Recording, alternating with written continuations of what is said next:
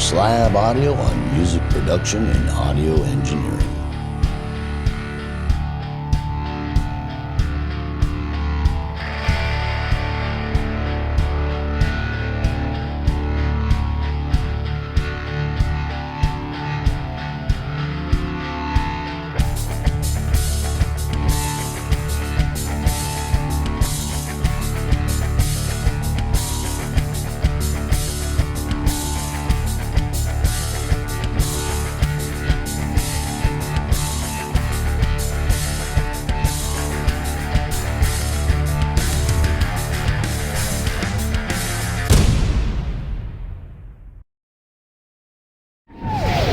Welcome to Dark Slab Audio and our 5th Master Series. I do believe this is the 8th video in our 5th Master Series, Professional Sounding Results from Your Home Studio. And I do believe this is the 4th video that we'll be talking about environmental concerns.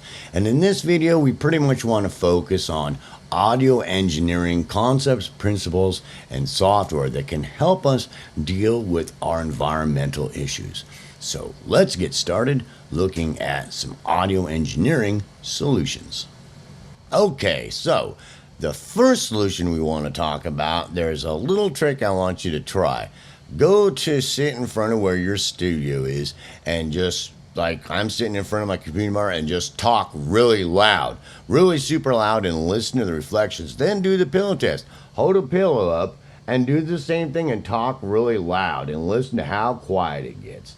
Okay, so with that understanding, it's stopping the primary reflections from coming back.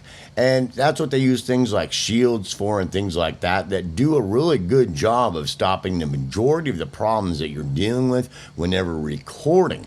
Does that make sense? So the other concept there is headphones. Headphones basically cover your ears to stop any reflections from coming back. There's the sound coming out the speakers not going anywhere to cause reflections that are going to cause problems when you're listening, when you're editing, processing, and mixing. So headphones are a very viable solution. The only drawback to headphones is the range. And so using a subwoofer and turning it up to feel the bass really well while you're mixing with headphones is a good idea if you're able to. If not, you can always dial in the lower end a little bit, with your monitors after you basically get it pretty much mixed to where you're pretty happy with it. So let's get on to the next audio engineering solution. Okay, the next thing we want to talk about is Sonar Works. This is a great piece of software that I use myself. The concept here that if you remember that if you even have the minimal type of treatment that we talked about in the first video, that it can actually do a really good job. The cool thing about it is that I've got it set up to where if I'm just using my speakers and sitting in my studio, that I can put it on the output and it'll adjust for my room without having to do any reading room treatment, but will work much better with minimalistic treatment at least. I've got another preset for my headphones that compensates for the problems of my headphones, so that it makes my headphones sound much better for if I'm just going to use headphones for my mixing. It does a really good job. And also when I'm recording, I made another preset that I took a test of approximately how far back that I'd be recording in a little area that I'm recording, and I can take this preset and I can put it on the input when I'm recording, and it'll actually correct for the room's response problems and only record the instrument or the vocal I'm recording. Because if you look at it simulated, you have like, this is before and after. The simulated effect is like that, to where it's simulated, it's supposed to be a flat. So it's going to try to flatten things out that's it's seen as far as the problems in the room. And then as far as when you get in there and dealing with the other things, it's going to correct. This is what was there before in blue, and then the correction in green. And to where when I'm recording or when I'm listening or when I got my headphones on, that it's correcting the problems so that I don't have it on my captures and I don't have it when I'm listening. So it's not designed for the recording part. They don't recommend that, or they don't say so, but I found it works really good. I set it out here and did a capture for just recording and put it on my input. And when I record my guitar with a microphone or something, it takes care of any of those other reflections that were having the problems. It does a really good job, and it improved my captures a lot. So those three things of it doing can do a great job. I do recommend at least minimalistic precautions as far as room treatment. If you're going to use it with speakers, something behind the speakers, something behind your subwoofer, and something behind your head at least, and something on the side of you to stop the primary reflection, and something above you. So we talked about it, but it's not designed to have any type of room treatment, and it does a pretty good job in my humble opinion. So that is my next recommendation as far as audio engineering solutions. And let's take a look at RX7. Okay, let's take a look at RX. This is a great tool for cleaning things up. The first thing is if you have a track and you could take a recording of your room to eliminate room noise, that you can actually remove noise from your room to clean up your room with a device called Deblete. It is amazing. You got your computer's fan makes noise, your air conditioning, your fish tank, whatever might be going on. Make sure they're all on, crank them on, and then take a recording of it just in your room, and then run it through your thing. You'd be surprised. I cannot believe how much it can actually clean up just noise. There's just noise, period. I mean, there just is, unless you've really soundproofed your room, and it does a really good job. And as far as the reverberations, it's the primary reverberations that we're dealing with. So you've got the initial sound that comes out, and the primary reflections that come back are normally the biggest problem. So whenever you're dealing with that, this deverb, it's not really fine-tuned to deal with a lot of these late reflection problems or scaled that way. But its thought process, the way they thought it out, has, but in reality, that if it can deal with just that well enough, that it's doing pretty good. And I've found this works phenomenally, that you can put this on, take a track and just go, then I just want to be anything, and then put it in there and clean it up. You got it really loud, you got some reflections, clean up, see how clean you get. I've been amazed at how clean I can get it. Clean it up to where it almost sounds like it was recorded in an anechoic chamber. I mean, that clean. You got to be careful. It starts causing odd effects. Back off. It's better to have a little bit on there that's going to probably get lost when you add your own spatialization and not to cause too much of a problem. But as much as you can get out, the better, to have more pristine and clean tracks.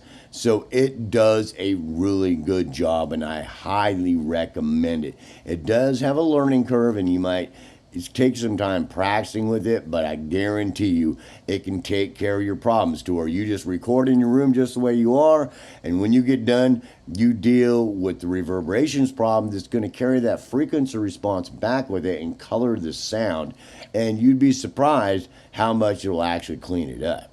So let's talk about some other types of filtering.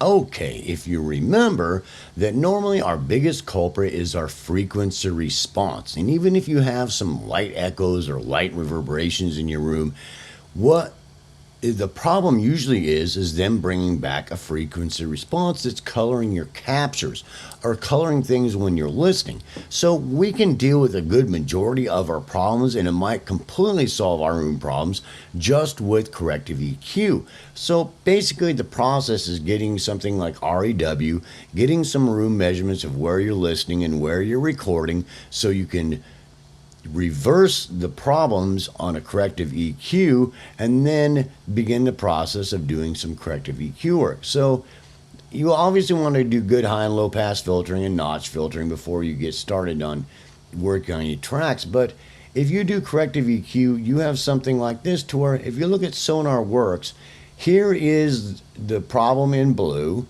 and what problems you do have, and then in green a corrective EQ dealing with the frequency response problems, which is normally the biggest culprit whenever dealing with room treatments. So if you do an equalizer, in your DAW that mimics these corrective EQ things, or you reverse this to do corrective EQ to what you're supposed to have, that you can solve the majority of your problems without even have to deal with room treatment. You can put 3 or 4 EQs in series to do really good detail work in the low end, and then another EQ for the mid-range, and another EQ for the upper end, to do it really as detailed as possible. The more detail you put in it, the better the results.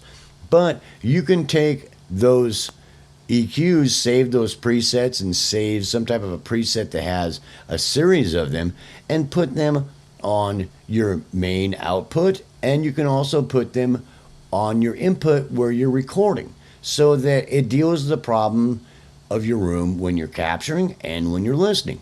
And because most of us do not have a lot of really bad echoes and a lot of bad reverberations, it's the frequency response, the reverberations we do have, that come back and cause an issue when we're listening and when we're capturing. So corrective EQ work is a very viable way of dealing with our room's problems.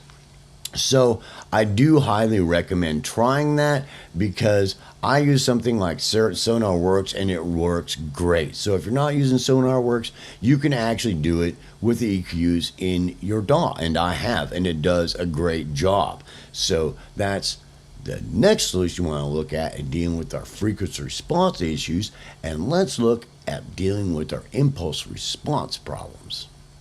Okay, you can deal with some of your reverberations, impulse response issues, but my thought, it's probably not your issue. Your issue is probably a frequency response problem.